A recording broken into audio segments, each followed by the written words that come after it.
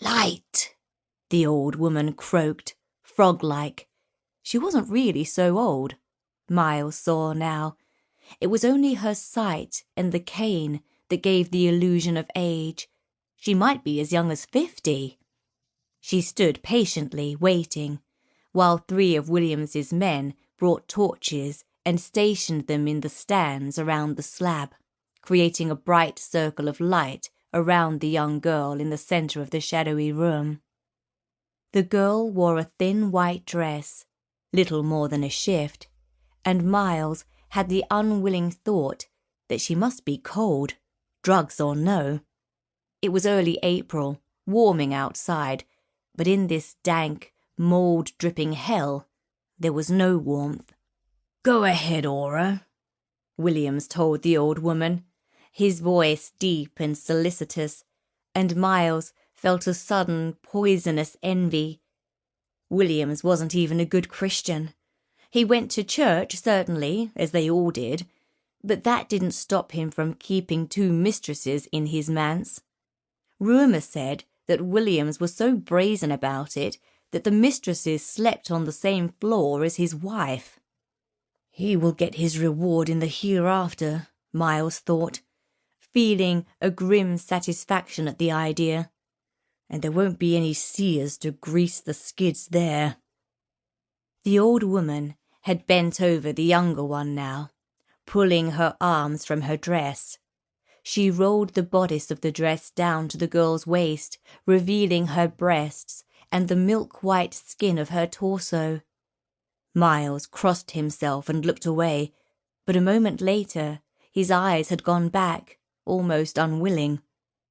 The old woman began murmuring, low words that Miles could not hear, and the young woman began to writhe. As she twisted on the slab, her eyes rolled up into her head, showing the whites. Miles was growing more uncomfortable by the second, and he didn't think he was the only one. There was an almost imperceptible movement in the crowd of nobles, shifting and fidgeting, as though they all wished they were anywhere else. When Miles first heard about Williams's offer, it had seemed a downright bargain. £100 to find out the year's forecast. His acres had been devastated in the drought, and the £100 would bring the family treasury down to its last 1,000. But a man who knew the year's weather could make 10 times that much, not only by planting the right crops, but by hoarding his own long-term stores to create a shortage. Paying Williams had been the easiest decision that Miles had ever made. Only now, in this dank room, did he understand that there might be an additional price. His fellow nobles knew it too. They shifted uncomfortably, none of them willing to look at each other, all of them trying not to look at the girl.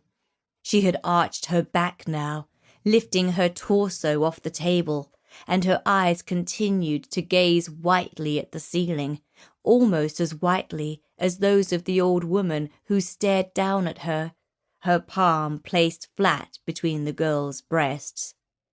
The woman's other hand emerged from the shadows, and Miles saw that she held a dagger. "God save us," someone muttered nearby, and several of the lords who stood opposite Miles crossed themselves, but none of them moved to interfere, not even when the old woman made a shallow vertical cut along the line of the girl's breastbone. Blood welled immediately. A red river cutting a ravine between mountains, almost shockingly scarlet in contrast to the girl's white skin. Several of the lords in the audience cursed, and behind Miles, someone drew a shaking, hissing breath. As the old woman removed the dagger, the girl stopped writhing and lay still, so still that Miles could not even see her breathe.